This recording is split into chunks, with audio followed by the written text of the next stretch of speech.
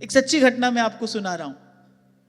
एक शिव भक्ता थी, मतलब किसी और युग काल की घटना नहीं है, ऐसे 25-30 साल पुरानी घटना है। तो शिव भक्ता थी, बड़ी अनन्य निष्ठा उसकी महादेव के चरणों में। अच्छा, और इनको प्रसन्न करने के लिए चाहिए क्या? चुल्लू भर गंगा जल, वैसे प्रसन्न हो जाते हैं। और बिल्व पत्र मिल जाए फिर तो कहना ही क्या। फिर तो आपने स्नान भी करा दिया और बिल्व पत्र से श्रृंगार भी करा दिया, और आग धतूरे का फूल ले गए, फिर तो महादेव को लगे कोई कोई जैसे दुर्लभ मणि ले आया हो हमको चढ़ाने के लिए। फिर तो वो ऐसे हैं। तो नियम था उसका, प्रातःकाल जाती थी शिव मंदिर में, मार्जन करती थी। कोई बहुत साधन संपन्ना थी नहीं, धन संपत्ति के नाम पर कुछ था नहीं, दीनहीन असहाय, लेकिन शिव मंदिर की सेवा का उसका नियम था। मंदिर का मार्जन आदि करके गंगा जी पास में ही बहती थी, टूटा सा एक लोटा, उसी में जल भर के महादेव को रोज निवेदन कर दिया करती थी। सानंद मानंद वने वसंतम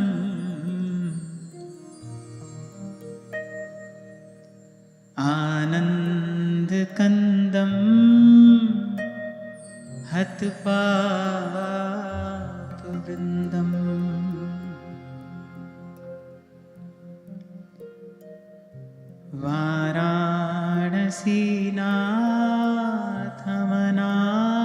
वाराणसीनाथमनाथनाथम्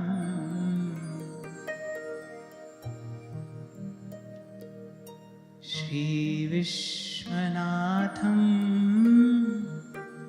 शरणं प्रपद्ये।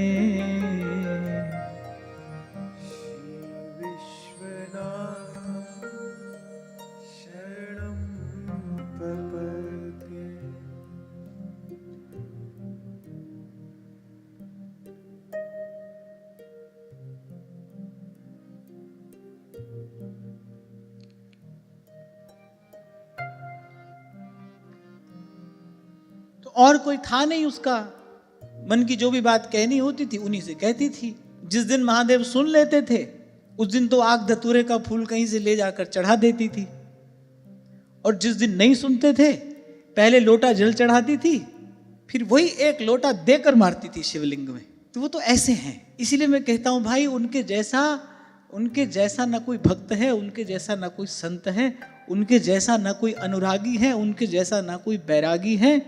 कलातीत कल्याण कल्पांतकारी और सदा सज्जनानंद दाता पुरारी, चिदानंद संदोह मोहापहारी, प्रसीद प्रसीद प्रभो मन्मथारी। ऐसे ही नहीं कहा है भगवान ने, शंकर भजन बिना नर भगति न पावै। और भाई और किसी की बात तो हम नहीं जानते। मैंने तो आपको पहले भी कहा था, हमारी गाड़ी भीतर की हो कि बाहर की, हमारी तो शंभू के बिना चलती नहीं। जो हो रहा है तो शंभू की कृपा से हो रहा है, शंभू की इच्छा से ही हो रहा है।